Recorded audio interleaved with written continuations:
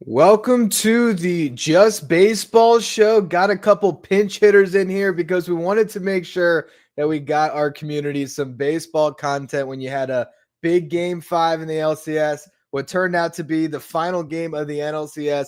And so you got myself, Ryan Finkelstein, the editor-in-chief of Just Baseball, and our head of operations, Elijah Evans, on tonight to talk about these games. I called it yesterday, Elijah. I called it. I didn't think it was going to happen the way that I called it. We'll get into it a lot more detail, but I said Shohei Ohtani, could he have a Little League game where he does it all and ends up coming from nowhere to win the NLCS MVP? And I guess we'll find out shortly, but he might have just done that. Unbelievable, man. Well, what a night of baseball. It's awesome to be here. First of all, this is my first appearance on the JB show, hopping in with you. So for those who don't know me, I do operations for Just Baseball, and I'm just excited to talk about this, man, because I mean, did we just watch the greatest postseason performance of all time? They said that on the broadcast at the end of the game. They said the greatest postseason performance in MLB history, and there's no comparison because he's in a league of his own. I mean, no one has ever done this. I mean, you're never going to get back in the old days. There was never going to be an actual starting pitcher to go yard 3 times. I'm sure at some point, maybe a starting pitcher went yard in a postseason start, but I doubt that pitcher also struck out 10. And again, they certainly didn't go yard 3 times. And that's what Ohtani just did. It was an unbelievable performance. And again, you're talking about through the first 9 games of the playoffs, Shohei Ohtani was hitting 158. He was 6 for 38 with 17 strikeouts. And now probably forever, when you go on his baseball reference page, you're going to see NLCS MVP, where it looks like he was on this incredible run to lead the Dodgers to a World Series. It was a night. It was one magical night. And it just shows you the incredible talent that he can just steal an MVP like that. Because I really think he's going to get this thing. There's no other player who can win an MVP from a series in one night. I really don't think there is. I mean, you'd have to see a guy put up a 5-homer game in the playoffs. There's nobody that can do this because it's not like it's one side of the ball. It's not like he hit 3 homers and that was it, right? He won them the game, like hands down 100% by himself on both sides of the ball. And in a series where a lot of other guys were good, right? You had really strong performances from Tommy Edman. You had a really nice series from Freddie Freeman the first few games. He finally kind of broke out of his slump, right? You got some, obviously, I mean, Snell and Yamamoto both threw the best starts of their season, right? Like you had 2 other pitchers who had like legendary performances, yet this guy did both in one night. And it's just crazy. I don't know if there was a GOAT conversation before tonight, but if there was, I don't think there can be now, if anybody still is doubting it. I mean, this guy is the best we've ever seen. He's one of one. And to take everyone through the game, we will get into what was, I think, definitely the better game of the night altogether with the Mariners and the Blue Jays. So we'll talk about that. We'll do a preview of the next game in the ALCS. We'll do a bunch of stuff. But to just lay out what happened in this game, it was over in the first inning. The NLCS felt like it was over in the first inning. Shohei Ohtani comes out. He issues a leadoff walk, and then he strikes out the next 3 batters. And then he comes out to bat, hits a leadoff homer off Jose Quintana. Then you have Mookie Betts and Will Smith each get singles. Freddie Freeman struck out, but then Tommy Edman played a one with the single. Ground out from Teoscar Hernandez, played another. It's 3-0 Dodgers, and then Ohtani was cruising, and that was pretty much it. That score held until the 4th inning. Ohtani goes yard again. The 4-0 score holds into the 7th inning. Ohtani goes yard again. I mean, it really was a game where there's pretty much nothing else to talk about, really, but Shohei Ohtani. I mean, the Brewers had a chance with an 8th inning rally to maybe get in it, but they only scratched 1, and they ultimately just kind of fizzle out here. But it's Ohtani's game. There's really nothing else to be said. Yeah, 100%. A tweet here from our account on Just Baseball, which is, the best social media team in the game. I will shout out all the guys that we have here. Entering today, 12 hitters ever to hit 3 home runs in a postseason game, in a single game. 26 pitchers ever to record 10 strikeouts and 2 or less hits with no runs in a postseason start. Ohtani just did both of those things. You've got a 12 times ever and 26 times ever on both sides of the ball. He just did it in one night. He did it in one night, and through 6 innings, he only issued 1 hit. And then he goes out there for the 7th, and he walks the leadoff guy, gives him a base hit, and they pull him. And then Vesia keeps the line clean by getting a pop-up and a double play ball. So it makes the stat line pop even more. But, I mean, through those first 6 innings, again, just completely put the clamps down on this series with an unbelievable pitching performance. And then every time he stepped up to the plate, outside of a walk that I think he drew at one point, but every time he steps up, it's a home run. And it's just, there's no one else like him. And there's probably never going to be anything else close to him because he's one of one. It was an unbelievable game. It's unreal to see. And I think the coolest, obviously the home runs are incredible and it's good to see him because he hasn't had the best postseason. He's had a poor postseason offensively, right? But it's also just great to see Ohtani back in the peak pitching version of himself, right? Because we haven't gotten to quite see this yet at times. We've gotten spurts of it, of course, but he's coming off a Tommy John. People forget he just came off a surgery a few months ago. Like he hasn't been pitching. He hasn't pitched this much even in terms of, he's had a 2-week layoff now between his last playoffs game, but he hasn't been doing this and he hasn't gotten back to his full self pitching. And then you see a night tonight where he threw 100 pitches. He topped over 100 tonight, and he was sitting 98.5 on the night. Everything was working. He had the sweeper going, he had the cutter going. I mean, it was a little bit of everything today mixed in. 19 whiffs on the night for Ohtani, 14 called strikes.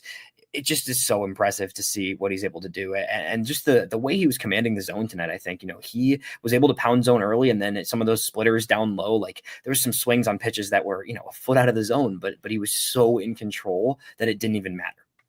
Yeah, it's what's crazy about this Dodgers team right now, and I joked about it last night where I said the ALCS is just basically, competing to see who's going to end up losing in 5 in the World Series. It might not even get to a 5th game because of how good this Dodgers team is. They have now this stable of pitchers where they're all pitching like it's June because they're all so fresh. They had everyone with this ramp up to the playoffs. Ohtani, they definitely curtailed his innings, were really careful with him, and got him to the point where he was fully stretched out for the playoffs. But you did the same thing with Snell, same thing with Glasnow. The only guy that's been there all year is Yoshinobu Yamamoto, who is one of the most underrated starting pitchers in baseball, I think, right now. Yep. To roll those 4 out there in the World Series, it really, as much, I am looking forward to watching the rest of this ALCS because I almost feel like it's the last competitive baseball we're going to get. And I don't know if I'm overreacting, but is there a world where you could see this Dodgers team not winning the World Series with the way that NLCS just looked? It's possible, right? Like there is a universe, right? You never can count anything out in baseball, and that's what makes the sport so awesome. And that's why so many of the series in the playoffs have been great and competitive. The Dodgers series haven't been, right? I mean, the Phillies were the favorite to win the World Series 2 weeks ago, and the Phillies were completely dismantled in 3 of 4 games against the Dodgers, right? They had one game where they got hot and the offense carried them, and 3 of the 4 games they played, they weren't even competitive for the majority of the game, right?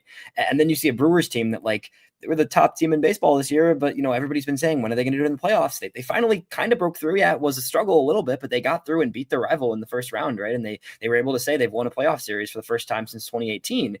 And then they get to the Dodgers series, and they were not even close to a match, honestly. It wasn't even like they had a chance the entire series from start to finish. The Dodgers starters, like we talk about, and then the fact that the bullpen, which has been their weakness, they didn't throw that many innings. The bullpen only gave up 2 runs the entire series. And in 4 games, the bullpen gave up 2 runs. And yes, it was mostly just a couple of guys because they were able to get, 8 innings from Snell, 9 innings from Yamamoto, right? But at the same time, like, the bullpen got the job done too. It's not like the Brewers were able to just like get to the bullpen against Glasnow and Ohtani and then score, right? Like, they got 1 run tonight, barely. They didn't get any off the bullpen last night.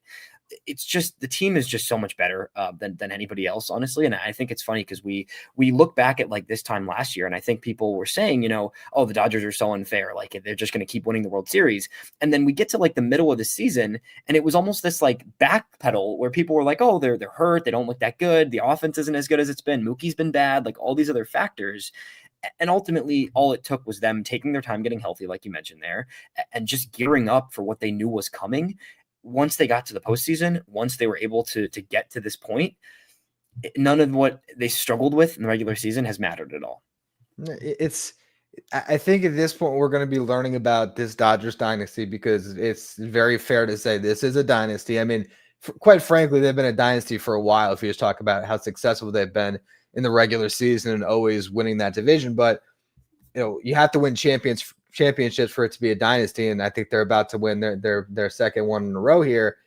If they get to a point where they're in October and they're healthy with this rotation, that's all going to be here. And who knows, Roki Sasaki could be starting next year. Like we still have no idea, what the rotation will look like in 2026. But if they can get into Octobers with a healthy Snell, Ohtani, Yamamoto, and Glass now, like it's going to be next to impossible for teams to. I almost feel like you need to get them in a short series.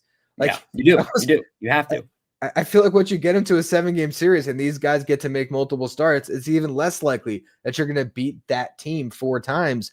It just looks so overwhelming right now. And maybe it's just reactionary, but man, what you need to bank on for the Dodgers not to win a World Series is for some injuries to pop up and they don't go in like last year, where that one was a little more of a struggle to get it done, and ultimately it was still pretty dominant. Yeah, and not to poke the bear of today's news that came out earlier today and has been coming out the last few days, but like for all we know, Tarek Skubal could be pitching for this team next year, right? Like I'm not saying it's going to happen, but it could. It could very well happen. I don't mean to be that person, but who's to say it couldn't happen, right? You throw Skubal in with these 4, and then you've got the greatest rotation of all time. You already might have the greatest rotation of all time, right? So I hope that doesn't happen for the sake of the league. But this team is just better than pretty much everyone else. And it's hard to say that because there's a lot of talent around the league. I think baseball as a whole is more talented than it's been in quite some time. You look at all these teams in the playoffs and you've got so much young talent throughout the league. But when it really comes down to a 7-game series, like you say, a full-length series against this roster, you're just going to have to get lucky or some injuries or some crazy situations that win you some games, because this team is really good, man. And they're making this playoffs look particularly easy, honestly. It's wild. I will say, if that trade gets submitted to the commissioner's office, we need a little Chris Paul Lakers trade.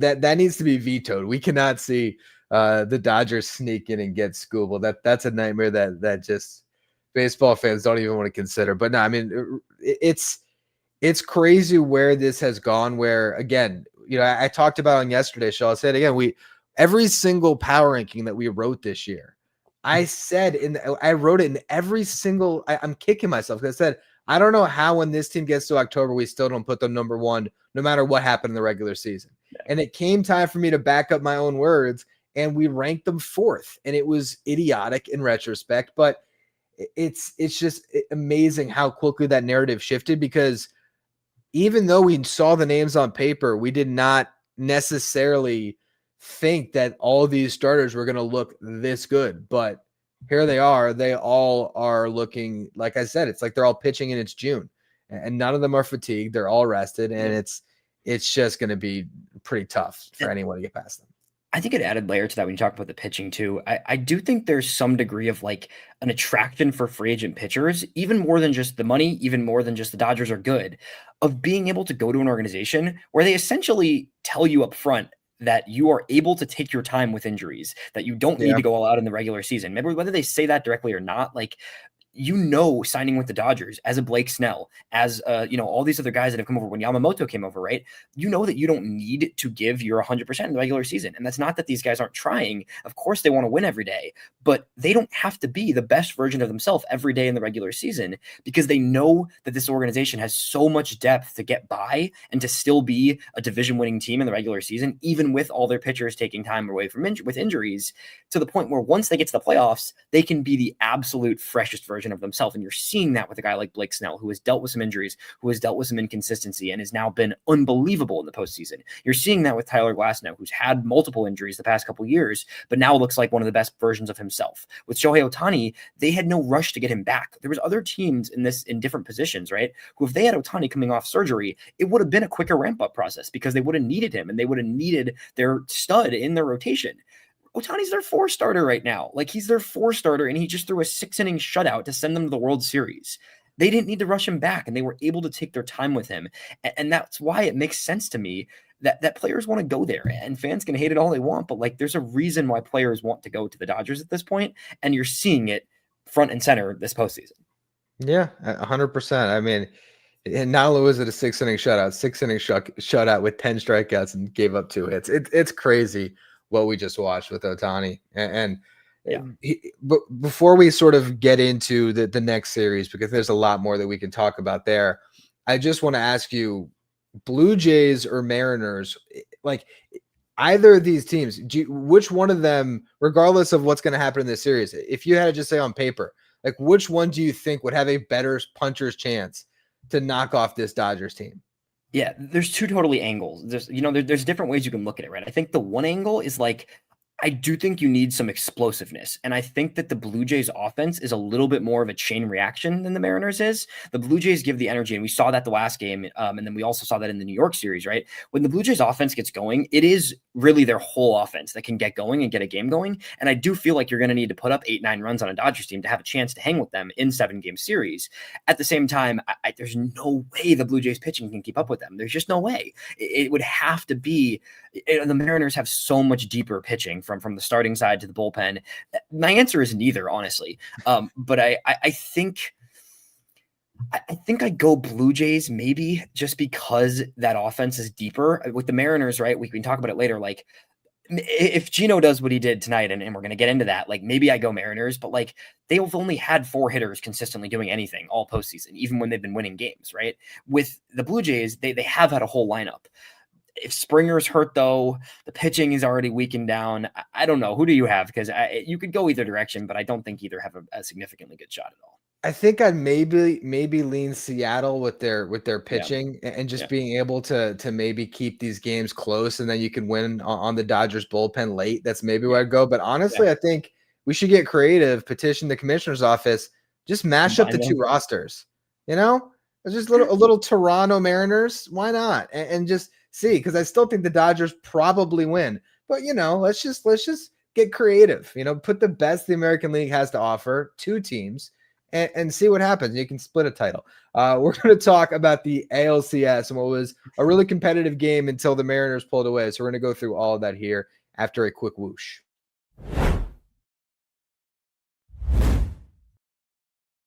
Shout out to Peter for stealing his little whoosh bit that I got to enjoy yesterday. So let's talk about this ALCS Game 5. Bottom of the 2nd inning was the first run that was scored. The Mariners got on the board as Eugenio Suarez went yard against Kevin Gausman. That was really the only mistake that Gausman would have across 5 2/3 innings pitched. Gave up just that 1 run on 3 hits, 3 walks. Mariners held that 1-0 lead until the top of the 5th inning when George Springer drove in Addison Barger with a 2-out double. That double came off of Matt Brash, who relieved Bryce Miller in that inning, who exited after giving up the leadoff single to Barger.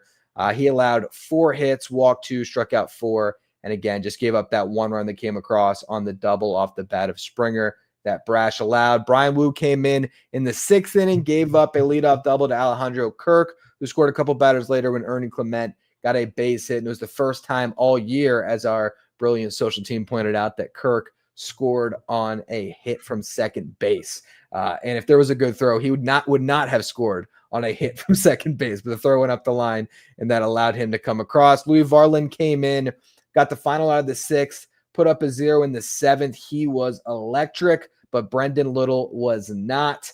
Bottom of the 8th inning, here's where I want to start it off. Cal Raleigh comes up, 2-1 game, hitting from the right side the first time this series, and storybook for the Mariners, he hits a home run, and he ties the game. And I looked after, that home run was wild. Off the bat, 108.6 miles per hour, a launch angle of 43 degrees, touched some clouds in a dome, and ends up in the seats. So Raleigh ties the game, and then the Mariners load the bases for Eugenio Suarez, who goes yard again. Pretty amazing to see the acquisition finally pay off. Gino has gotten a lot of flack for really struggling in a Mariners uniform. And if they advance, he comes up massive in this game, what could be the turning point of this series for Seattle.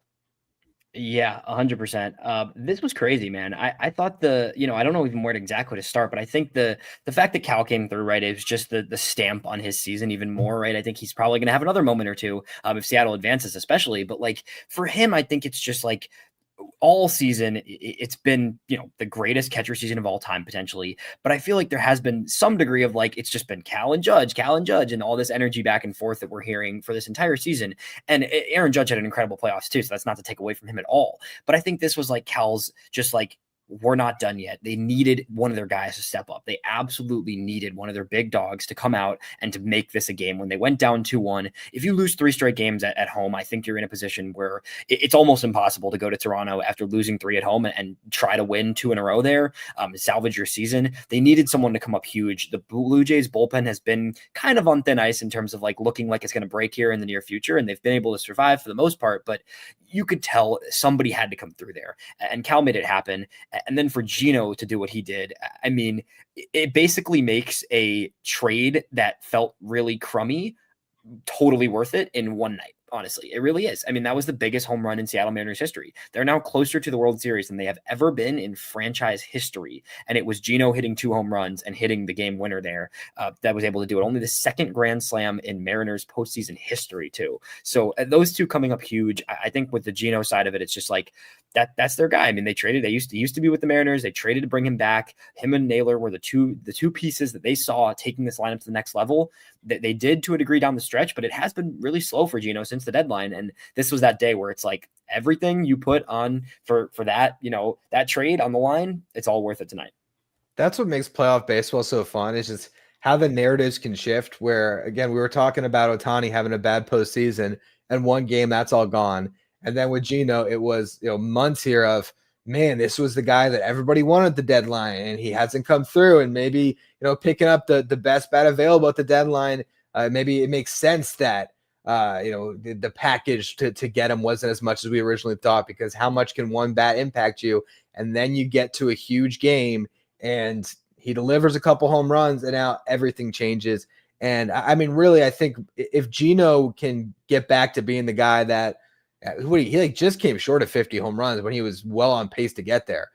If he can get back to that guy that looked like a 50 home run hitter for most of the season, that's where the Mariners would have a puncher's chance against the Dodgers, is if you get Gino and you get, if Randy. You got playoff Randy. I mean, I think the Mariners probably top to bottom are the better team here, but I'm not counting the Blue Jays out of this series whatsoever. I mean, they were 6 outs away from being a game away from the World Series. If they maybe had a little more in the bullpen, they get it done. My question is, you said that the Gino home run is the biggest in Mariners history. Is it, or is it the Cal home run? Like, which one? Because I don't know. To me, tying the game when their offense had a lid on it for all those innings, I kind of feel like that allowed everything else to take place. Also, it helped them that the Blue Jays just loaded the bases on a hit by pitch and a couple walks. I mean, that definitely helped too. But you had nowhere to put Gino, and then he got a fastball and he hammered it. But I think Cal's home run was maybe a little more impactful for this game. But you're probably right in the grand scheme of things. What the feeling in the ballpark when he hits that grand slam and that you've got one, especially with Munoz coming in, like you knew, all right, you're going to win this game and you're now a game away. You're probably right, but I think collectively those 2 home runs, if they can advance, are going to be remembered for a very long time.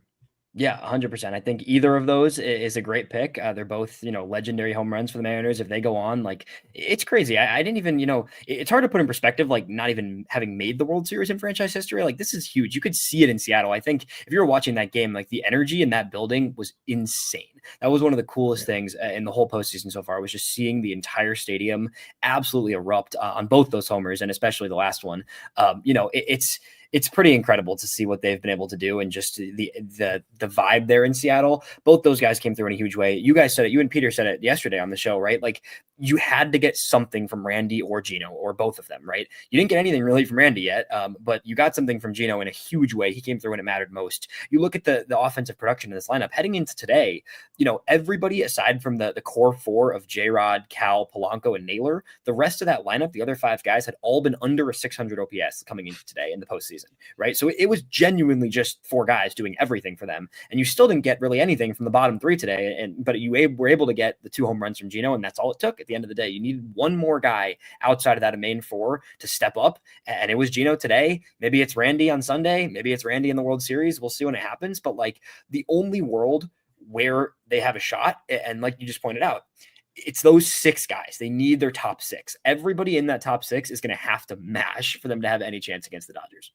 No, for sure. How much did Gino's OPS jump with the 2 home runs? I'm pretty sure it went from like right below 5 to 706. I think it was like 4 something heading into today, and then it finished. And now in the postseason, it's 706. Still, not a great postseason by any means, but today makes it all worth it for the Mariners. Pretty unbelievable. One thing I want to ask you about, like from the pitching perspective, taking it back to the start of the game, what did you think about Gausman and Miller? And the Miller pull was interesting to me because they got out of the inning in that crazy, lucky, weird double play dribbler off the plate. Cal turns a double play. They escape a jam that easily could have blown up the game at that point in the 4th inning. So he comes back out for the next inning and then gives up the hit and then gets pulled. It was just an interesting situation there. He gave up the hit to Barger, where like I didn't think he was going to face the lefty, and if he's going to face the lefty, then why not let him face the righty after that?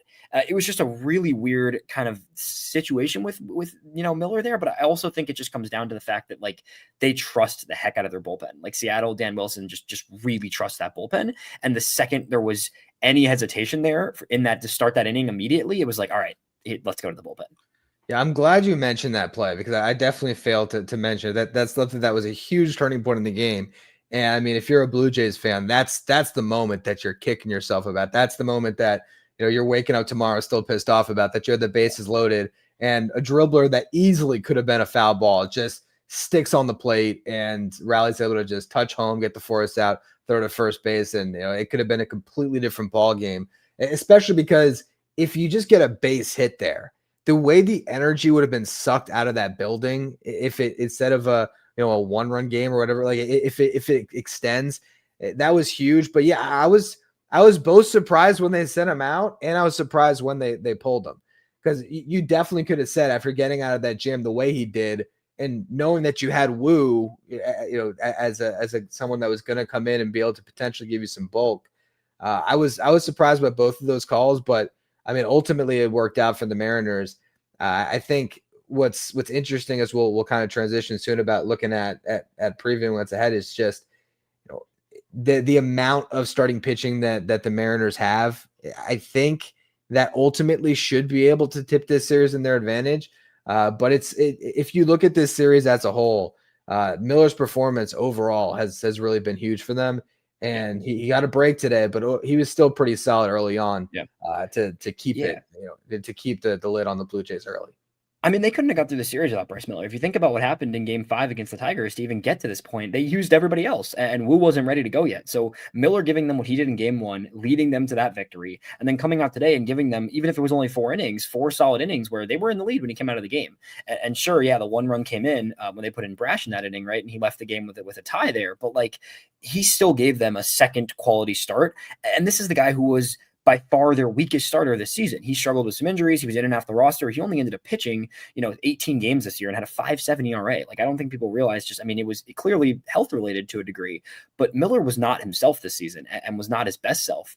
And him being able to turn the page like he did in the postseason, and these last 2 starts especially, has been huge for the Mariners. And then, Brian Wu's return is also an interesting aspect to consider there, because it was exciting for them to get him back, right? You use Wu as kind of you use Brash as the bridge to Wu, and then you get to him and he gives up a hit early, ends up giving up a run there immediately. So it's almost like, oh, you got your ace back this season, but he clearly, had gave up a run quickly. The stuff wasn't bad by any means, but he wasn't quite in his rhythm there as that got going. He ends up getting another clean inning there, which was great for them, and it got them to the point where they were able to take over the game. But at the same time, like, that's the guy you would have wanted starting this game, right? You would have wanted him starting Game 1 probably if you had the option to. So the Mariners have had to get creative with a very talented pitching staff, but still some bumps in the road, and they've been able to make it work. And now they go into Game 6 and 7 potentially with the other 3 big arms ready. I think Wu could potentially be ready if they end up going to a Game 7 again, but at least you have your other 3 guys in the chamber here going forward. I think one other thing about this game that, in the grand scheme of things, I think the Blue Jays might look back on is, you had Gausman on the mound and he gave you a great start and you didn't win the game, and the lineup had to do more tonight to make sure you win this one, because yes, you're going home, but Gausman might not play much of a role in the rest of the series. I mean, again, he could theoretically go in Game 7 and close out a game or do something, but this was a game to win for the Blue Jays, and they had it in hand. And again, couple things go a little bit differently. They don't have that fluky double play. Maybe they win it, but I think missing out on a victory in this Gosman game, that's got to be a tough flight back to Toronto, trying to think about coming up ahead here. Yeah, and for Gosman, this is also a guy who hasn't necessarily performed for them in the past in the postseason, in the big moments, right? His first postseason starts with the Blue Jays in 2022 and 2023. He had a 6.5 ERA in 2 starts in 9 innings, 9 2/3 innings in his first pair of playoff games for Toronto. This postseason, he's thrown 17 innings of 2.1 ERA ball. So having him be an ace this postseason has been a massive factor for them. 1 game against the Yankees, now 2 games against Seattle, where he's done his job. Like, yeah, it wasn't the most dominant start ever. It wasn't Dodgers start, but at the same time, it was an excellent outing from Gosman, all things considered. And he was able to get the job done. And then you feel like now you're going into the back 2 games. You've got a rookie on the mound in game 6, and then it's game 7 where you're gonna go to a short rest Shane Bieber, hypothetically, which, Shane Bieber was great last time out, but like there's a lot more questions on the pitching side for Toronto. The offense could still easily just heat up and go crazy, because you look at tonight's game and they could have scored more, like we've said a couple times. They missed some opportunities. Vladdy still got on base 3 times. Lucas got on base twice. Kirk got on base twice. Like they still had some other guys rolling. Big factor here is George Springer, man. That hit by pitch was brutal. That was another thing tonight, is George Springer got hit by a pitch in the kneecap. Looked like it was like directly on impact of his knee. He gets pulled from the game for Joey Loperfido, who comes in to replace him. That's another thing going forward where, like, yeah, he's only DHing. Maybe you hope he can just get in the box and hit a little with a rough knee, but like there's a chance George Springer has a more serious injury and he's done for the playoffs, in which case that's a huge blow to a lineup that desperately is going to need to put up some numbers offensively. Yeah, I want to talk about that as we preview game 6. And I also want to just add on to what you're saying there. You also had a home run robbed. Ernie Clement, Randy got up and robbed the homer. So there was some missed opportunities. I'm not counting the Blue Jays out, but I do think they're definitely in a rough spot going to game 6. And we'll talk about it here in just a sec.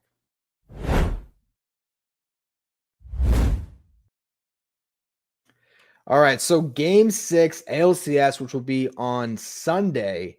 We're going to see probably Logan Gilbert, right? Should get the ball. And then Trey Savage for the Blue Jays. So you would think right off the bat there, maybe advantage Seattle.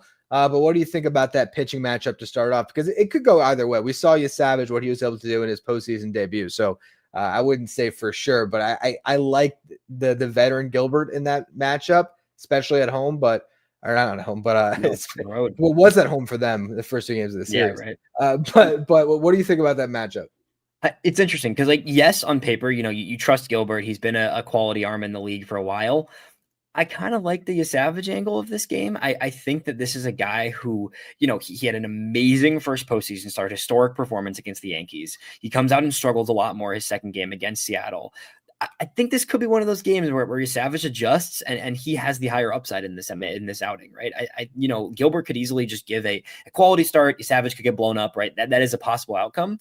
But I also think if you asked me which pitcher, if I had to pick one to just absolutely go off, I would probably lean Savage at this point. Gilbert hasn't looked his best in the postseason. Savage has shown the ability to be amazing and to be really unique and funky, and like, yeah, it's risky for sure. I think there's a world where this game is just about over in the 4th inning. And there's also a world where Savage throws a 7-inning gem and puts the Blue Jays in position to take it to a game 7. So it's going to be an interesting one for sure. And it'll be pretty short leash, I think, for both guys. You'd have to think that with an off day too, for both bullpens to be completely rested, you'd figure that if Seattle wants to go back to like a Luis Castillo or George Kirby, they could potentially. Kirby got destroyed earlier in the series, so maybe they're hesitant there, but like Castillo only threw a little bit. He had a really early pull. So maybe considering he didn't throw very much the other day, that he could go out of the bullpen if needed, but they also have, Bizardo, Brash, Munoz, all these other guys that they have that they really trust in the bullpen too. Yeah, it'd be interesting to see the combination of Mariners momentum going up against Blue Jays backs against the wall. And that's what's going to make this game 6 so exciting, is just to see very well, again, to me, it almost feels like this might be the best postseason baseball we have left, is watching this series, if the Dodgers really are that overwhelming. So I want to see it go 7, because I don't know if I can see the World Series going 7.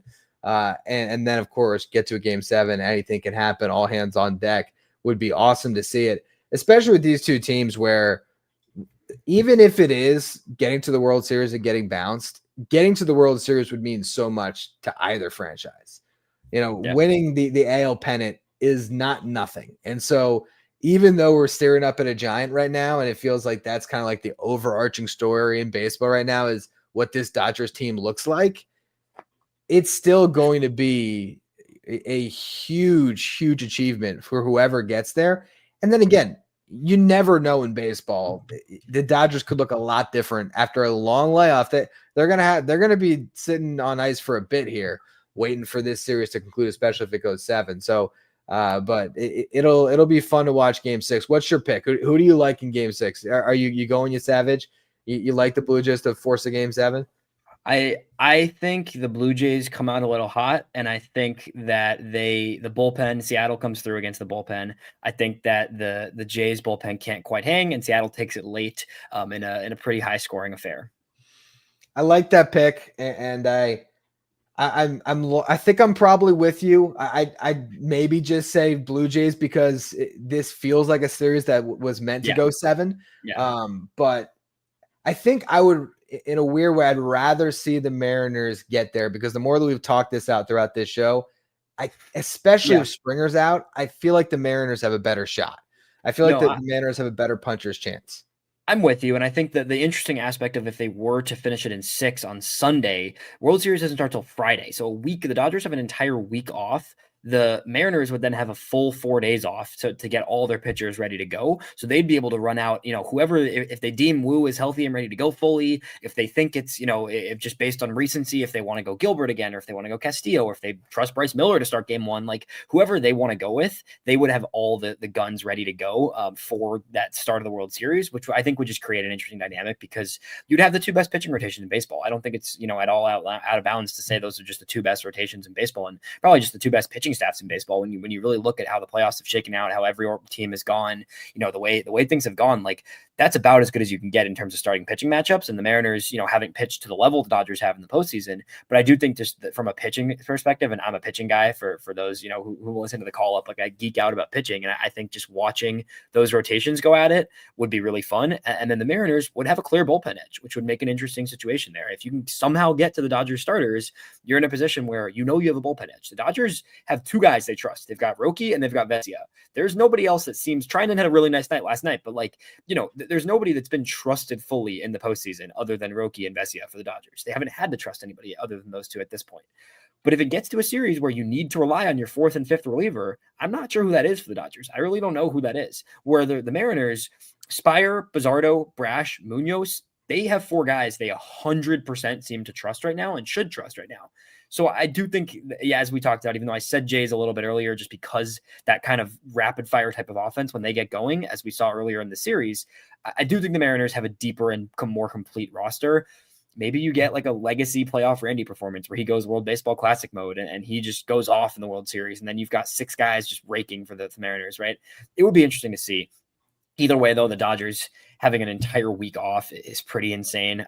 Maybe that's detrimental. You never know. But at the same time, like we talked about, them being able to rest all their guys all season and gear up for this type of situation, having a week to do that now heading into the World Series makes them, the heavy favorite. It's hard to not see them being minus 200 or better for sure to win this thing.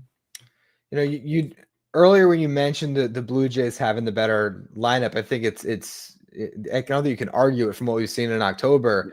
But then again, the best version of this Mariners lineup, I do think it can stack up to the Dodgers. And I do think that the best version of the Mariners rotation, it can't entirely, I guess pitching staff can maybe stack up to the Dodgers. The Dodgers rotation is just insane. But again, it wouldn't be crazy for these Mariners starters to hold that Dodgers lineup at bay. So I think that's what I want to see. I think I'm kind of rooting to see a Mariners Dodgers World Series, and maybe the Mariners can steal a couple games and it gets a little frisky. But we'll get to watch a Game 6 first. We'll see how that goes on Sunday. You guys are going to have the regular guys back doing a Monday show, or I guess probably a Sunday stream, breaking down everything in that game. And then we'll have plenty of time to preview the World Series. That's the one thing I don't like, is that, like, I get why they do it, to promote the World Series, to set everything up to have these teams at their best. But man, is that a long layover to wait for Yeah. the first game of It's the World Series. It's a while for sure, especially because it was scheduled for Game 7 of NLCS to be a day later too. So like the very latest this series is going is Monday, even if it goes to 7, right? And so we still have 3 full days, no matter what, between and possibly 4 days if the Mariners finish it on Sunday, right? So it is a long time. It's a while to wait. The flip side of that is there's always content. I know this is an opportunity for me to shout out you and the editorial team at JV because we've got a ton of stuff coming out right now. If you haven't been keeping up, we've got positional ranking lists. We're ranking the top players at every position. Of 2025 of this past season. We've been putting one of those out every day on the social side, on the article side, on justbaseball.com. We've got all blank teams. We've got all defense, all rookie. We've got a bunch of those types of things coming out. So there's a lot of baseball content, even when we're waiting on games. So we're going to fill the time for sure. But then once it hits, Friday next week, we're going to be all World Series mode. That's for sure. It's going to be a lot of fun. So make sure you follow all the social platforms, subscribe to the YouTube channel, and check out the next stream after Game 6 of the ALCS. And we'll see if there's a Game 7. The guys will talk to you on Sunday late night.